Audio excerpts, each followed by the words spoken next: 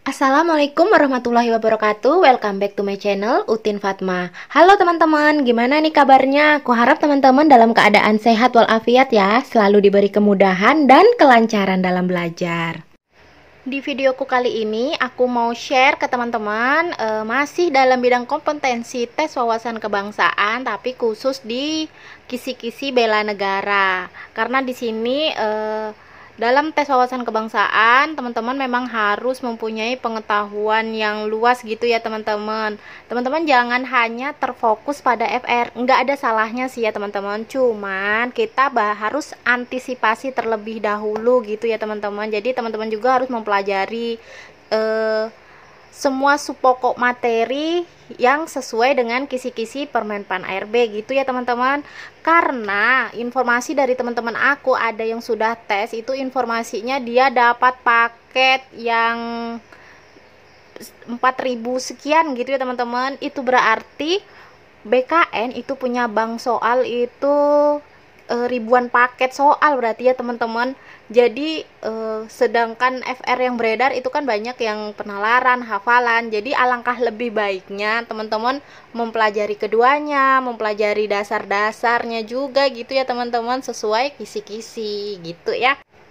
Buat teman-teman, aku rekomendasiin untuk belajar online gitu ya teman-teman. Latihan tryout itu di Sahabat CPNS. Bagi teman-teman yang mengikuti P3K, ini kan bakalan ada gelombang kedua, gelombang ketiga gitu ya teman-teman. Dan bagi teman-teman yang belum tes SKD, buruan daftar di Sahabat CPNS. Dan buat teman-teman juga yang sudah tes SKD dan sudah prediksi ini, udah memprediksikan diri itu masuk ke tahap selanjutnya, tahap SKB, itu aku rekomendasiin banget teman-teman buat daftar di Sahabat CPNS ya teman-teman, karena di sini sistemnya berbasis CAT ya teman-teman, dan sudah disesuaikan dengan kisi-kisi Permenpan RB. Selain itu juga di Sahabat CPNS ini ada paket bimbelnya ya teman-teman, yang dibimbing langsung oleh para coach yang sudah berkompeten di bidangnya. Jadi jangan lewatkan kesempatan ini ya teman-teman, harus dimaksimalkan lagi belajarnya, tryoutnya gitu ya teman-teman,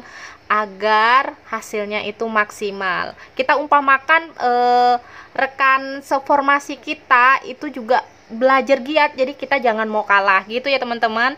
Nah, untuk link pendaftarannya ada di description box aku ya teman-teman, dan gunakan kode voucher Utin Fatma untuk mendapatkan potongan harga. Oke, kita langsung masuk ke contoh soal di kisi-kisi bela negara. Soal nomor 1. Dalam upaya menjaga kesadaran bela negara, dibuatlah sebuah momen untuk memperingatinya. Hari yang sudah ditetapkan sebagai Hari Bela Negara atau HBN adalah pada tanggal yang A 21 Desember, B 19 Desember, C 19 November, D 11 Mei, ataukah yang E 11 Agustus? Jawabannya adalah ya tepat sekali yang B ya teman-teman. Oke, kita simak pembahasannya. Hari Bela Negara atau HBN adalah hari bersejarah Indonesia yang jatuh pada tanggal 19 Desember untuk memperingati deklarasi pemerintahan darurat Republik Indonesia oleh Mr. Safrudin, prawira negara di Sumatera Barat pada tanggal 19 Desember tahun 1948. Nah, penetapan ini dimulai tahun 2006 oleh Presiden Susilo Bambang Yudhoyono yang dituangkan melalui Keputusan Presiden Republik Indonesia nomor 28 tahun 2006. Jadi Hari Bela Negara itu jatuh pada tanggal 19 Desember ya teman-teman. Kita lanjut ke soal berikutnya. Usaha pertahanan dan keamanan negara dilaksanakan oleh Tentara Nasional Indonesia, Kepolisian Negara Indonesia Republik Indonesia, dan juga rakyat sebagaimana yang telah diatur dalam Undang-Undang Dasar tahun 1945 pasal 30 ayat 2, di mana sebelum kita melihat choice-nya, kita harus tahu dulu isi dari pasal 30 ayat 2 ya teman-teman. Pengabdian para prajurit TNI secara wajib dan sukarela telah diatur dalam Undang-Undang Dasar tahun 1945 pasal 30 ayat 2 yang menyatakan bahwa Usaha pertahanan dan keamanan negara dilaksanakan melalui sistem pertahanan dan keamanan rakyat semesta oleh Tentara Nasional Indonesia dan Kepolisian Negara Indonesia Republik Indonesia sebagai kekuatan utama dan rakyat sebagai kekuatan pendukung. Pasal tersebut mengandung makna bahwa para prajurit TNI dan Polri merupakan pelaksana dan kekuatan utama pertahanan dan keamanan negara. Namun, setiap rakyat sebagai kekuatan pendukung juga wajib membela negara. Jadi, kita lihat pilihan jawabannya. Yang A, rakyat sebagai kekuatan utama. Bukan ya teman-teman, rakyat itu sebagai kekuatan pendukung. Yang B, prajurit TNI dan Polri sebagai kekuatan pendukung. Enggak ya teman-teman, prajurit TNI dan Polri itu sebagai kekuatan utama. Yang C, prajurit TNI, Polri, dan rakyat sebagai kekuatan utama. Yap, kita simpan dulu. Benar. Yang D, Polri dan rakyat sebagai kekuatan pendukung. Enggak ya teman-teman, Polrinya iya, rakyatnya kan Polrinya itu kan kekuatan utama, sedangkan rakyat itu kekuatan pendukung. Kita lihat yang E, prajurit TNI dan Polri sebagai kekuatan utama dan rakyat sebagai kekuatan pendukung. Ya, benar sekali, jawabannya yang paling tepat adalah yang E ya teman-teman, yang merupakan isi dari pasal 30 ayat 2 Undang-Undang Dasar tahun 1945. Bisa ya teman-teman? Oke, kita lanjut ke soal berikutnya. Berikut ini yang bukan merupakan dasar hukum kewajiban membela negara bagi setiap warga negara adalah yang A, pasal 30 ayat 1 Undang-Undang Dasar tahun 1945, ataukah yang B, Undang-Undang Nomor 3 tahun 2002, ataukah yang C, pasal 27 ayat 3 UUD 1945, ataukah yang D, Undang-Undang Nomor 20 tahun 2003, ataukah yang E, pasal 9 ayat 1 Undang-Undang tahun 2002. Baik, kita simak berikut adalah yang merupakan dasar hukum kewajiban membela negara bagi setiap warga negara, yaitu ada pasal 30 ayat 1 Undang-Undang Dasar tahun 1945, isinya yaitu tiap-tiap warga negara berhak dan wajib ikut serta dalam usaha pertahanan dan keamanan negara. Lalu ada Undang-Undang Nomor 3 tahun 2002, juga ini termasuk ya teman-teman di sini tentang pertahanan negara. Lalu ada pasal 9 ayat 1 juga, itu setiap warga negara berhak dan wajib ikut serta dalam upaya bela negara yang diwujudkan dalam penyelenggaraan negara. Lalu ada pasal 27 ayat 3 Undang-Undang Dasar tahun 1945. Di sini setiap warga negara berhak dan wajib ikut serta dalam upaya pembelaan negara. Berarti yang nggak termasuk itu yang D ya teman-teman, yaitu Undang-Undang Nomor 20 tahun 2003. Itu mengenai pendidikan nasional. Teman-teman boleh search deh. Oke, kita lanjut ke soal berikutnya. Ketentuan mengenai kedudukan dan peran TNI serta Polri dalam pembelaan negara diatur dalam Ketetapan MPR 6 tahun 2000 tentang pemisahan Tentara Nasional Indonesia dengan Kepolisian Negara Republik Indonesia dalam hal keterkaitan kegiatan pertahanan dan kegiatan keamanan. Tentara Nasional Indonesia dan Kepolisian Negara Republik Indonesia itu bersifat yang A, perlindungan, B, kerjasama, C, terpisah, D, diikutsertakan, ataukah yang E, tergabung? Kira-kira yang mana nih teman-teman? Baik, kita simak dulu nih, isi dari Ketetapan MPR 6 tahun 2000 adalah sebagai berikut. Ada dua pasal ya teman-teman. Yang pasal 1 itu Tentara Nasional Indonesia dan Kepolisian Negara Republik Indonesia secara kelembagaan terpisah sesuai dengan peran dan fungsi masing-masing. Lalu pasal yang kedua, Tentara Nasional Indonesia adalah alat negara yang berperan dalam pertahanan negara. Terus pasal 2 ayat 2, Kepolisian Negara Republik Indonesia adalah alat negara yang berperan dalam memelihara keamanan. Untuk pasal 2 ayat 3, dalam hal keterkaitan kegiatan pertahanan dan kegiatan keamanan Tentara Nasional Indonesia dan Kepolisian Negara Republik Indonesia itu harus bekerja sama dan saling membantu. So, berarti jawabannya adalah yang B ya teman-teman, bekerja sama gitu ya teman-teman, keterkaitannya antara TNI dan Polri. Bisa ya? Oke, kita lanjut ke soal berikutnya. Dalam sejarah perjuangan Republik Indonesia, ia merupakan Panglima dan Jenderal RI yang pertama dan termuda. Ia berjuang dan bergerilya bersama para prajuritnya untuk melawan tentara Belanda pada agresi militer II. Perang besar pertama yang ia pimpin adalah Perang Palagan Ambarawa melawan pasukan Inggris dan Nica Belanda dari bulan November sampai dengan Desember 1945, dan pada tahun 1997 ia dianugerahi gelar sebagai Jenderal Besar Anumerta dengan bintang 5, pangkat yang hanya dimiliki oleh 3 jenderal di RI sampai sekarang. Nah, tokoh yang dimaksud adalah yang A. Jenderal Soeharto, B. Jenderal Sudirman, C. Jenderal Abdul Haris Nasution, D. Jenderal Ahmad Yani, ataukah yang E. Jenderal Gatot Subroto. Oke, kita simak dulu pembahasannya ya teman-teman. Sejarahnya ini ya teman-teman. Jenderal Sudirman ialah salah seorang pahlawan Revolusi Nasional Indonesia. Dalam sejarah perjuangan Republik Indonesia, ia merupakan Panglima dan Jenderal RI yang pertama dan termuda, yaitu mencapai puncak karirnya pada usia 31 tahun. Ia berjuang dan bergerilya bersama prajuritnya untuk melawan tentara Belanda pada agresi militer II. Perang besar pertama yang ia pimpin adalah Perang Palagan Ambarawa melawan pasukan Inggris dan Nica Belanda dari bulan November sampai Desember 1945.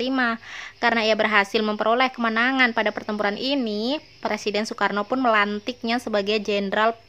Pada tahun 1997 ia dianugerahi gelar sebagai Jenderal Besar Anumerta dengan bintang 5, pangkat yang hanya dimiliki oleh 3 jenderal di RI sampai dengan sekarang. Jawabannya berarti yang B ya teman-teman, Jenderal Sudirman yang merupakan jenderal termuda, usia 31 tahun sudah memenangkan perang ya teman-teman.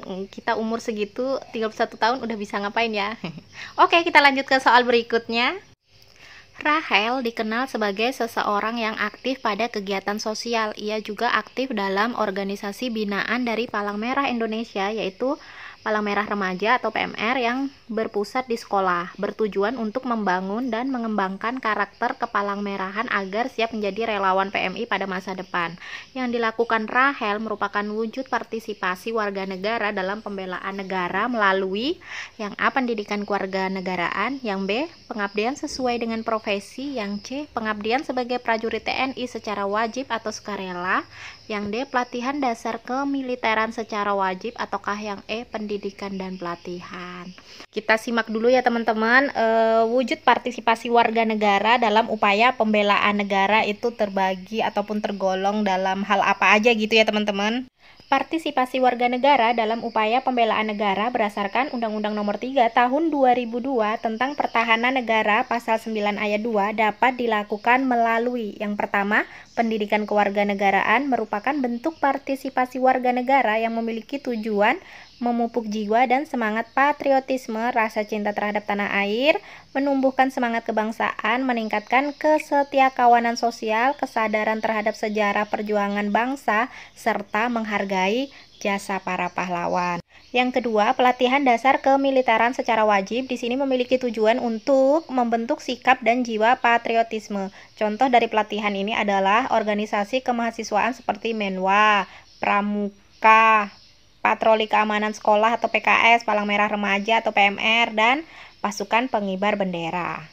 Yang ketiga, pengabdian sebagai prajurit Tentara Nasional Indonesia secara sukarela atau secara wajib. Nah, pengabdian prajurit TNI secara wajib dan sukarela ini telah diatur dalam Undang-Undang Dasar tahun 1945 Pasal 30 Ayat 2 ya teman-teman.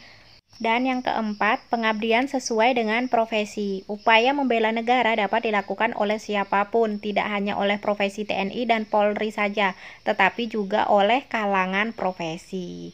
Jadi kita balik lagi ke soal. Jadi, upaya bela negara yang dilakukan oleh si Rahel yaitu dengan mengikuti organisasi binaan dari Palang Merah Indonesia, yaitu Palang Merah Remaja yang berpusat di sekolah, itu termasuk dalam pelatihan dasar kemiliteran secara wajib ya teman-teman. Berarti jawabannya yang D. Bisa ya?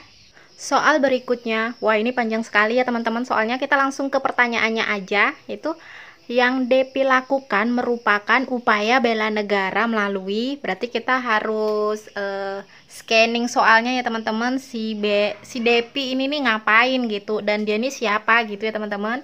Jadi kalau dari hasil scanning aku nih, aku dapat simpulkan bahwa si Depi ini adalah seorang perawat dan relawan. Dia mengikuti Nusantara Sehat yang diadakan oleh Kementerian Kesehatan di sini untuk membantu pasien yang terjangkit virus COVID. Jadi Depi di sini ini menjadi relawan. Ini sebenarnya sih takut, namun dia karena ada panggilan hati gitu ya teman-teman, sebagai profesinya seorang tenaga medis atau perawat itu ya teman-teman. Oke, jadi kita udah dapat nih clue-nya. Jadi kita bisa lihat choice-nya nih. Jadi upaya bela negara yang dilakukan oleh Depi ini apa gitu ya teman-teman. Yang A, pendidikan kewarganegaraan. Yang B, pelatihan dasar kemiliteran secara wajib. Yang C, pengabdian sebagai sukarelawan tenaga medis di Wisma Atlet. Yang D, pengabdian sesuai dengan profesi. Ataukah yang E, sikap acuh terhadap aparatur sipil negara. Oke. Jadi jawabannya adalah yang D ya teman-teman, pengabdian sesuai dengan profesi. Jadi bisa dilihat lagi pembahasan di soal sebelum ini ya teman-teman. Karena di sini upaya bela negara, bela ini adalah dia berprofesi sebagai perawat gitu ya teman-teman, sebagai tenaga medis. Gitu ya, bisa ya teman-teman. Oke, kita lanjut ke soal berikutnya. Cara untuk menghadapi ancaman berdimensi ekonomi salah satunya adalah yang A, pembangunan infrastruktur untuk gerakan separatis. Yang B, menciptakan inflasi tinggi. Yang C, penciptaan lapangan kerja padat karya. Yang D, memberantas kekayaan. Atau yang E, mencegah investasi dari luar negeri. Oke, kita simak pembahasannya ya teman-teman. Suatu ancaman yang berdimensi ekonomi di sini terbagi atas dua ya teman-teman, internal dan eksternal. Nah, untuk menghadapi ancaman berdimensi ekonomi yang internal itu prioritas kebijakan di sini dapat berupa penciptaan lapangan kerja padat karya sebagai solusi memberantas kemiskinan, pembangunan infrastruktur, penciptaan iklim usaha yang kondusif, dan pemilihan teknologi tepat guna sebagai solusi pemerataan kesempatan kerja. Sedangkan untuk menghadapi ancaman berdimensi ekonomi dari eksternal, Indonesia ini harus membangun dan menjaga hubungan baik dengan negara-negara utama dalam tatanan ekonomi politik dunia. Selain itu, membangun dan menjaga hubungan baik dengan kekuatan-kekuatan ekonomi dunia di sini sangat penting dalam upaya peningkatan kemajuan ekonomi dalam negeri. Jadi di sini cara untuk menghadapi ancaman berdimensi ekonomi di sini salah satunya di sini yang C ya teman-teman, penciptaan lapangan kerja padat karya. Berarti ancaman berdimensi ekonomi dari internal. Bisa ya teman-teman untuk ngebedain ancaman berdimensi ekonomi dari internal dan eksternal. Oke, kita lanjut ke soal berikutnya. Seluruh sumber daya nasional didaya gunakan bagi usaha pertahanan, merupakan ciri titik-titik dari sistem pertahanan dan keamanan rakyat semesta. Pilihan jawabannya yang A, keutuhan, B, kewilayahan, C, keberadaan, D, kesemestaan, ataukah yang E, kerakyatan. Oke, kita simak dulu jenis-jenis dari sistem pertahanan dan keamanan rakyat semesta ya teman-teman. Sistem pertahanan dan keamanan negara yang bersifat semesta di sini bercirikan sebagai berikut, yaitu ada 3 ciri ya teman-teman: kerakyatan, kesemestaan, dan kewilayahan. Arti dari kerakyatan di sini berarti orientasi pertahanan dan keamanan negara diabdikan oleh dan untuk kepentingan seluruh rakyat. Sedangkan yang kedua, kesemestaan ini berarti seluruh sumber daya nasional itu didayakan bagi upaya pertahanan. Sedangkan yang berciri kewilayahan di sini berarti gelar kekuatan pertahanan ini dilaksanakan secara menyebar di seluruh wilayah negara kesatuan Republik Indonesia sesuai dengan kondisi geografis sebagai negara kepulauan. Jadi yang dimaksud dengan soal itu seluruh sumber daya nasional didaya gunakan bagi usaha pertahanan di sini merupakan ciri dari yang D ya teman-teman, kesemestaan. Merupakan ciri dari kesemestaan dari sistem pertahanan dan keamanan rakyat semesta. Bisa ya? Oke, kita lanjut ke soal berikutnya. Apabila seorang warga negara melaksanakan hak dan kewajiban sesuai dengan kedudukannya, warga tersebut telah menjalankan yang A, peranan, B, status, C, tanggung jawab, D, tugas, E, tuntutan. Kalau menurut aku ini lebih ke yang A ya teman-teman, peranan. Kenapa? Karena hak dan kewajiban warga negara Indonesia adalah sikap, tekad, tindakan warga negara yang teratur gitu ya teman-teman, menyeluruh, terpadu, dan berkelanjutan yang dilandasi oleh kecintaan seseorang pada tanah air dan memiliki kesadaran hidup berbangsa dan bernegara. Jadi, hak dan kewajiban warga negara juga di sini terkait dengan istilah lain yang melekat di dalamnya, yakni tanggung jawab dan peran warga negara. Jadi apabila seorang warga negara di sini melaksanakan hak dan kewajiban sesuai dengan kedudukannya, maka warga tersebut telah menjalankan suatu peranan. Istilah peranan itu lebih banyak menunjuk pada fungsi, penyesuaian diri, dan sebagai suatu proses. Bisa ya teman-teman, bisa diterima ya. Oke. Sekian videoku kali ini, sampai jumpa di video aku di season berikutnya. Nah, berikut tampilan dari platform belajar Sahabat CPNS. Di sini banyak sekali try out ya teman-teman yang berbasis CAT. Ini untuk tampilan paket SKD-nya, dan berikut SKB dan P3K juga ya teman-teman. Jadi teman-teman tinggal pilih aja. Teman-teman yang belum tes SKD bisa membeli paket SKD-nya, yang sudah SKD, yang sudah tes SKD dan sudah memprediksikan masuk ke tahap selanjutnya SKB, teman-teman bisa memilih paket SKB. Begitu juga buat teman-teman yang mengambil P3K. Oke, buat teman-teman yang baru bergabung di channel aku, jangan lupa untuk subscribe ya teman-teman, agar teman-teman tidak ketinggalan informasi terbaru dari channel ini. Karena jika teman-teman sudah subscribe, maka video aku bakalan update langsung ke berandanya teman-teman ya. Dan jangan lupa aktifkan lonceng notifikasinya juga. Jangan lupa share ke teman yang lain jika teman-teman merasa video aku ini bermanfaat, agar menebar lebih banyak manfaat lagi. Terima kasih sudah menonton, sudah mensupport channel ini. Thank you for watching. See you on my next video. Bye!